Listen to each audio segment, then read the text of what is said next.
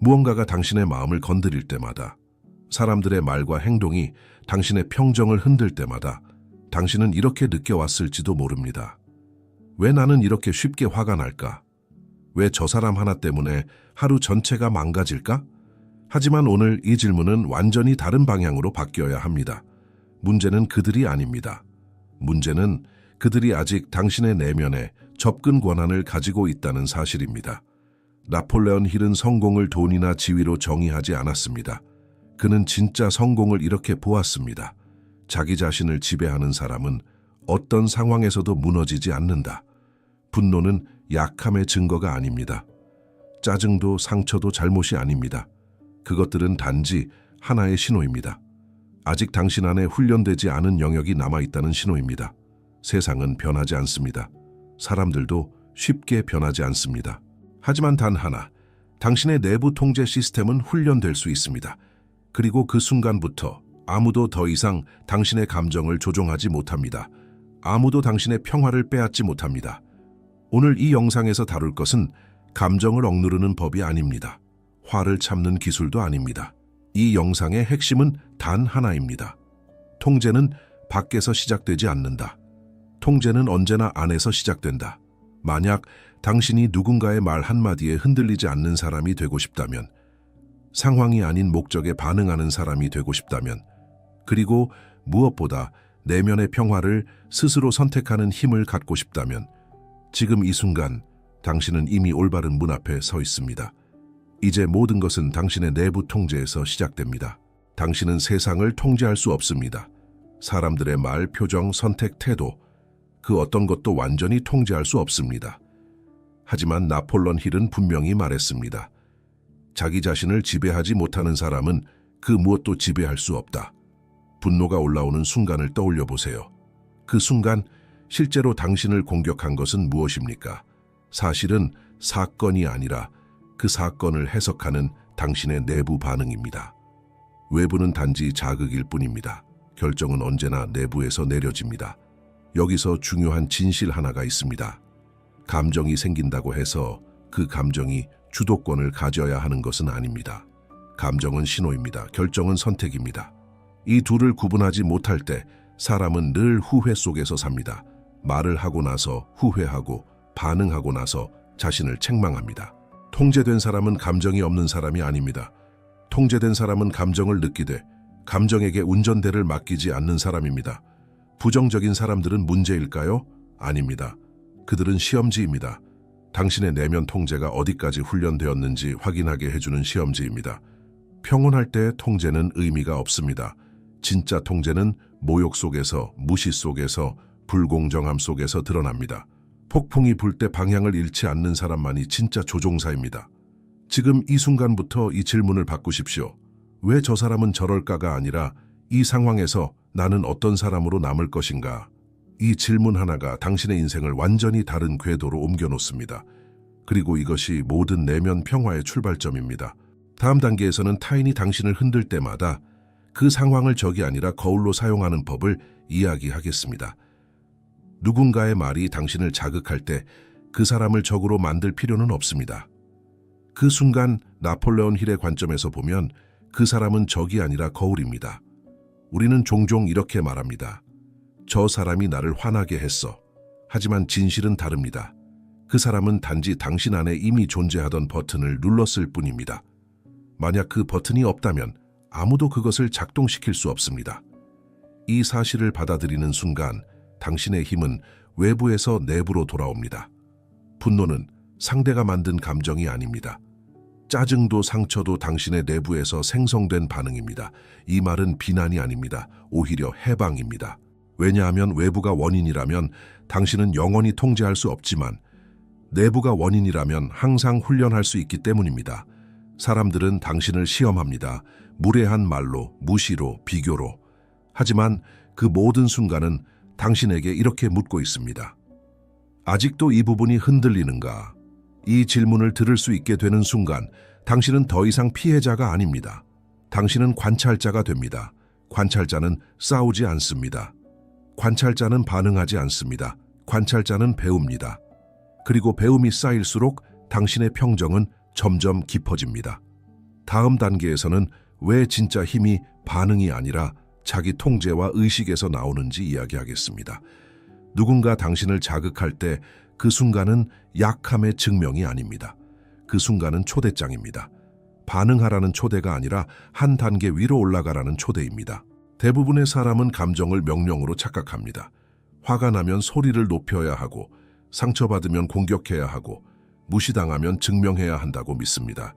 하지만 나폴론 힐이 말한 진짜 힘은 그 반대에 있습니다. 감정은 정보입니다. 결정은 의지입니다. 정보가 들어왔다고 해서 곧바로 행동으로 옮길 필요는 없습니다. 오히려 그 사이의 짧은 멈춤, 그 침묵의 공간에서 자유가 태어납니다. 자극과 반응 사이에는 아주 작은 틈이 있습니다. 그 틈을 인식하는 사람이 자기 삶의 주인이 됩니다. 자기 통제란 억압이 아닙니다. 참는 것도 아닙니다. 감정을 부정하는 것도 아닙니다. 자기 통제란 의식적으로 선택하는 능력입니다. 지금 말할 것인가? 지금 침묵할 것인가? 지금 행동할 것인가? 지금 지켜볼 것인가? 이 선택권을 되찾는 순간 당신은 더 이상 상황의 노예가 아닙니다. 도발은 언제나 외부에서 옵니다. 하지만 반응은 오직 내부에서만 허락됩니다. 진짜 강한 사람은 화를 내지 않는 사람이 아니라 화를 느끼고도 휘둘리지 않는 사람입니다.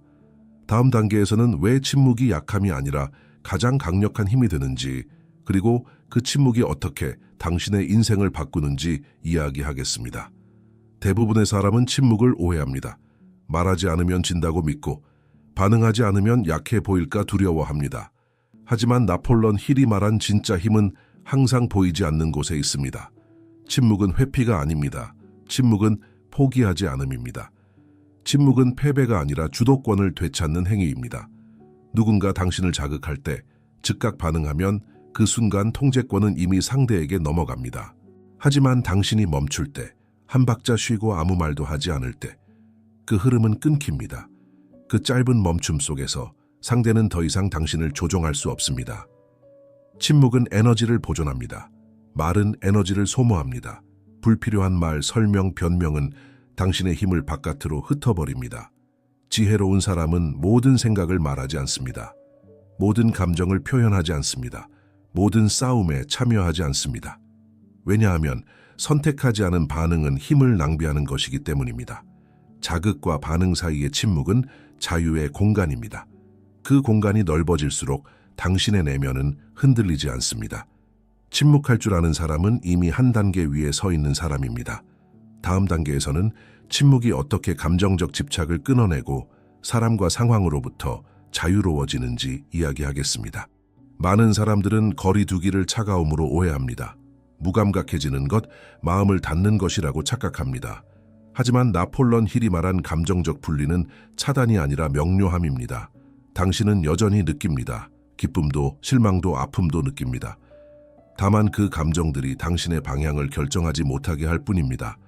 감정에 빠지는 것과 감정을 관찰하는 것은 완전히 다릅니다. 관찰하는 사람은 감정에 삼켜지지 않습니다. 그는 감정을 하나의 파동처럼 봅니다. 왔다가 머물다가 그리고 반드시 지나간다는 것을 압니다. 분리는 무관심이 아닙니다. 분리는 집착으로부터의 자유입니다. 누군가 당신을 실망시켰을 때 이전에 당신은 이렇게 물었을지도 모릅니다. 왜 나에게 이러는 거지? 내가 뭘 잘못했지? 하지만 감정적 분리를 익힌 사람은 다르게 묻습니다. 상황에서 내가 나 자신을 어떻게 지킬 것인가? 이 질문은 책임을 회피하지 않습니다. 오히려 책임을 자기 자신에게 되돌려 놓습니다. 기대가 클수록 상처는 깊어집니다. 집착이 강할수록 분노는 커집니다. 그래서 분리는 사랑을 줄이는 것이 아니라 기대를 정리하는 기술입니다. 당신은 더 이상 사람들이 당신을 어떻게 대할지에 자신의 평화를 걸지 않습니다. 그 순간부터 당신의 감정은 사람이 아니라 원칙에 반응하기 시작합니다. 그리고 이것이 흔들리지 않는 내면, 평화의 가장 중요한 기반입니다. 다음 단계에서는 왜 말보다 침묵이 더 큰 영향력을 갖는지, 그리고 그 침묵이 어떻게 당신을 강하게 만드는지 계속해서 이야기하겠습니다.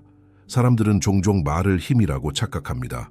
많이 말하는 사람이 주도권을 쥐고 있다고 믿고 설명하는 사람이 옳다고 생각합니다. 그러나 나폴론 힐의 철학에서 진짜 힘은 언제나 절제에서 나옵니다. 말은 에너지를 밖으로 흘려보냅니다. 침묵은 에너지를 안에 모읍니다. 당신이 모든 생각을 말로 옮길 필요는 없습니다. 모든 감정을 표현할 의무도 없습니다. 모든 상황에 의견을 내야 할 책임도 없습니다. 지혜는 언제나 말하지 않아도 되는 것을 아는 능력에서 드러납니다. 침묵은 상대를 혼란스럽게 합니다. 왜냐하면 통제하려는 사람은 항상 당신의 반응을 필요로 하기 때문입니다. 당신이 설명하지 않을 때, 당신이 변명하지 않을 때, 당신이 정당화하지 않을 때, 상대는 더 이상 당신의 감정을 계산할 수 없게 됩니다. 이때 힘의 흐름이 바뀝니다. 말이 많을수록 당신은 스스로를 노출시킵니다. 침묵이 깊을수록 당신은 자신을 보호합니다. 침묵은 도망이 아닙니다. 침묵은 패배가 아닙니다. 침묵은 나는 이미 충분히 알고 있다는 내면의 선언입니다. 강한 사람은 설득하려 하지 않습니다. 증명하려 하지 않습니다. 이해받으려 애쓰지 않습니다. 그는 단지 자신의 기준에 따라 행동할 뿐입니다. 그리고 그 행동은 말보다 훨씬 큰 울림을 남깁니다. 다음 단계에서는 사람들의 말과 행동 속에서 모욕이 아니라 교훈을 보는 법, 그리고 그 시선이 어떻게 당신을 더 단단하게 만드는지 이야기하겠습니다. 사람들의 말이 날카로울 때, 그 말이 당신을 찌를 때, 우리는 본능적으로 그것을 공격으로 받아들입니다. 하지만 나폴레옹 힐의 관점에서 보면 그 순간은 모욕의 시간이 아니라 성장의 순간입니다. 모든 비난에는 두 가지 가능성이 있습니다. 하나는 사실이 전혀 없는 투사이고, 다른 하나는 아직 당신 안에 남아있는 연약한 지점을 건드리는 신호입니다. 지혜로운 사람은 이 둘을 구분합니다. 근거 없는 공격이라면 그것은 상대의 내면을 보여줄 뿐입니다. 당신의 가치는 거기에 포함되지 않습니다. 하지만 마음이 흔들린다면 그 순간에는 질문이 필요합니다. 왜 이것이 나를 자극했는가? 내 안에 어떤 부분이 아직 단단하지 않은가? 이 질문은 당신을 낮추지 않습니다. 오히려 당신을 더 강하게 만듭니다. 모욕을 그대로 받아들이는 사람은 상처를 키웁니다. 모욕을 교훈으로 바꾸는 사람은 자신을 단련합니다. 나폴레옹 힐은 성공한 사람들의 공통점을 이렇게 말했습니다. 그들은 비판을 피하려 하지 않았고 비판 속에서 자기 통제의 재료를 찾았습니다. 상처받는 것은 실패가 아닙니다. 그 상처에 머무는 것이 실패입니다. 당신이 배움을 선택하는 순간 그 말은 더 이상 당신을 지배하지 못합니다. 그리고 반복해서 이런 경험을 하다 보면 사람들의 말은 점점 당신의 중심에 도달하지 못하게 됩니다. 왜냐하면 당신은 이미 알고 있기 때문입니다. 누군가의 입에서 나오는 말보다 자기 인식이 훨씬 강력하다는 것을. 다음 단계에서는 당신의 마음을 지키는 가장 중요한 기술, 정신의 문을 보호하는 법에 대해 이야기하겠습니다. 당신의 마음은 성과 같습니다. 그리고 모든 성에는 문이 있습니다. 문을 아무에게나 열어주면 그 안은 곧 혼란으로 가득 찹니다. 나폴레옹 힐은 분명히 말했습니다. 사람은 자신이 반복적으로 받아들이는 생각의 총합이다. 즉, 무엇을 보고 무엇을 듣고 누구의 말에 오래 노출되는지가 당신의 감정 상태와 삶의 방향을 결정합니다. 당신이 화가 잘 나던 시절을 떠올려 보세요. 그 시절에는 대부분 부정적인 대화, 불평이 가득한 환경, 자극적인 정보 속에 있지 않았습니까? 그것은 우연이 아닙니다. 마음은 흡수합니다. 의식하지 않아도, 선별하지 않아도 그대로 받아들입니다. 그래서 진짜 자기 통제는 주의력 관리에서 시작됩니다. 누구의 말을 듣는가, 어떤 콘텐츠를 소비하는가, 어떤 대화에 머무는가, 이 모든 것이 당신의 감정 근육을 강하게 만들 수도 약하게 만들 수도 있습니다. 강한 사람은 자기 마음의 문지기입니다. 모든 자극을 들이지 않습니다. 모든 의견을 허용하지 않습니다. 모든 분위기에 자신을 노출시키지 않습니다. 이것은 고립이 아닙니다. 이것은 선별입니다. 평화를 원한다면 마음을 보호해야 합니다. 마음을 보호하려면 들어오는 것을 통제해야 합니다. 당신의 분노는 상황에서 시작되지 않습니다. 대부분은 이미 지친 마음에서 시작됩니다. 그래서 정신의 문을 지키는 사람은 싸울 일이 줄어듭니다. 설명할 필요도 줄어듭니다. 다음 단계에서는 이 마음을 어떻게 매일 훈련할 수 있는지, 왜 마음도 몸처럼 단련하지 않으면 약해지는지 이야기하겠습니다. 강한 마음은 타고나는 것이 아닙니다. 훈련된 결과입니다. 몸을 단련하지 않으면 근육이 약해지듯 마음도 훈련하지 않으면 외부 자극에 쉽게 무너집니다. 나폴레온 힐은 말했습니다. 성공한 사람들은 공통적으로 자신의 마음을 매일 같은 방향으로 반복 훈련했다고. 하루를 돌아보지 않는 마음은 하루 동안 받은 감정을 그대로 쌓아둡니다. 그 감정들은 해소되지 않고 짜증, 분노, 피로로 변합니다. 그래서 마음의 훈련은 거창한 명상이 아니라 의식적인 반복에서 시작됩니다. 아침에 하루의 의도를 정하고 하루가 끝나면 자신의 반응을 돌아보는 것, 어디서 흔들렸는가, 어디서 침묵을 선택했는가, 어디서 감정이 아닌 의지를 따랐는가. 이 질문들은 당신을 비난하지 않습니다. 오히려 성장 지점을 명확히 보여줍니다. 올바른 입력은 올바른 결과를 만듭니다. 무작위 자극보다 배움과 사색을 선택하십시오. 분주함은 마음을 강하게 만들지 않습니다. 침묵과 반복만이 마음을 단단하게 만듭니다. 그리고 기억하십시오. 고통은 적이 아닙니다. 고통은 당신의 약한 지점을 알려주는 가장 정직한 코치입니다. 마음을 훈련하는 사람은 고통을 피하지 않습니다. 그 안에서 힘을 추출합니다.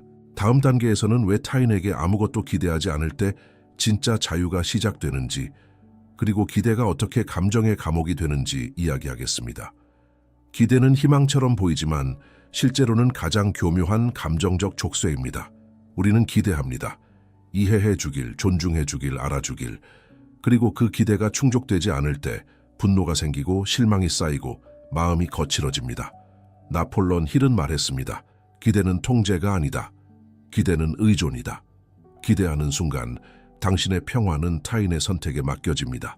그 사람의 말 한마디, 행동 하나가 당신의 하루를 결정하게 됩니다. 하지만 아무것도 기대하지 않는 사람은 차가운 사람이 아닙니다. 그는 자유로운 사람입니다. 그는 여전히 선의를 베풉니다. 여전히 존중합니다. 그러나 그 대가를 요구하지 않습니다. 왜냐하면 그는 알고 있기 때문입니다. 사람은 자신의 수준만큼만 줄 수 있다는 것을. 기대를 내려놓는 순간 당신은 놀라운 변화를 경험합니다. 사람들이 바뀌지 않아도 당신은 흔들리지 않습니다. 인정받지 못해도 당신의 가치는 줄어들지 않습니다. 기대 대신 감사를 선택하십시오. 이미 가지고 있는 것, 이미 버텨낸 것, 이미 성장한 자신에게 주의를 돌리십시오. 그 순간 마음은 더 이상 외부를 붙잡지 않습니다. 그리고 진짜 평화는 바로 그 자리에서 시작됩니다. 다음 단계에서는 왜 용서가 약함이 아니라 가장 빠른 해방인지, 그리고 어떻게 과거를 놓아야 앞으로 나아갈 수 있는지 이야기하겠습니다. 분노를 오래 붙잡고 있는 것은 상대를 벌주는 일이 아닙니다. 그것은 자기 자신을 묶어두는 행위입니다. 나폴레온 힐은 분명히 말했습니다. 원하는 힘이 아니라 에너지를 소모하는 감정이라고. 용서는 있는 것이 아닙니다. 용서는 정당화도 아닙니다. 용서는 괜찮았다고 말하는 행위가 아닙니다. 용서는 단 하나의 선택입니다. 더 이상 그 기억이 당신의 현재를 지배하지 못하게 하는 선택. 많은 사람은 이렇게 말합니다. 그 사람이 사과하지 않았는데 어떻게 용서해? 하지만 진실은 이것입니다. 용서는 상대를 위한 것이 아니라 당신의 자유를 위한 것입니다. 사과를 기다리는 순간 당신은 여전히 그 사람의 손에 열쇠를 쥐어주고 있는 셈입니다. 용서는 힘 있는 사람만이 할 수 있습니다. 약한 사람은 붙잡습니다. 강한 사람은 놓습니다. 그리고 이 과정에는 아주 중요한 단계가 하나 더 있습니다. 자기 자신을 용서하는 것. 왜 그때 그렇게 반응했을까? 왜 더 빨리 떠나지 못했을까? 왜 나를 그렇게 오래 방치했을까?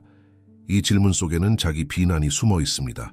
하지만 그때의 당신은 그 시점에서 할 수 있는 최선의 선택을 했을 뿐입니다. 자기 자신을 용서하지 못하면 아무리 많은 통찰을 얻어도 마음은 앞으로 나아가지 못합니다. 용서는 과거를 지우지 않습니다.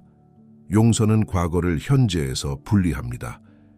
그리고 그 순간 당신의 에너지는 뒤를 돌아보는 데 쓰이지 않고 앞으로 움직이는 데 사용됩니다. 그래서 용서한 사람은 늘 더 빠르게 나아갑니다. 다음 단계에서는 왜 인생의 모든 균형이 목적이라는 중심축 위에서만 유지되는지, 그리고 목적이 없는 사람은 왜 사소한 일에도 흔들리는지 이야기하겠습니다. 사람이 쉽게 화가 나는 이유는 성격 때문이 아닙니다. 상황 때문도 아닙니다. 대부분의 경우 그 이유는 단 하나입니다. 목적이 흐려졌기 때문입니다. 나폴레온 힐은 분명히 말했습니다. 목적이 분명한 사람은 사소한 일에 에너지를 낭비하지 않는다고. 왜냐하면 그의 시선은 사람이 아니라 방향에 고정되어 있기 때문입니다. 목적이 없을 때 당신은 타인의 말에 반응하며 삽니다. 평가에 흔들리고 인정에 목말라 하고 사소한 무시에 마음이 무너집니다. 하지만 목적이 생기는 순간 모든 것이 달라집니다. 당신은 묻게 됩니다. 이 일이 내가 가는 방향에 정말 중요한가? 그 질문 하나로 수많은 분노와 짜증이 의미를 잃습니다. 목적은 동기가 아닙니다. 동기는 쉽게 사라집니다. 기분에 따라 흔들립니다. 목적은 중력입니다. 당신의 생각과 감정과 행동을 한 방향으로 끌어당기는 힘입니다. 그래서 목적이 분명한 사람은 분노를 느껴도 그 안에 오래 머물지 않습니다. 왜냐하면 그는 알고 있기 때문입니다. 지금 싸워야 할 대상은 사람이 아니라 자기 자신의 한계라는 것을. 집중은 현대인의 가장 강력한 능력입니다. 그리고 동시에 가장 희귀한 능력입니다.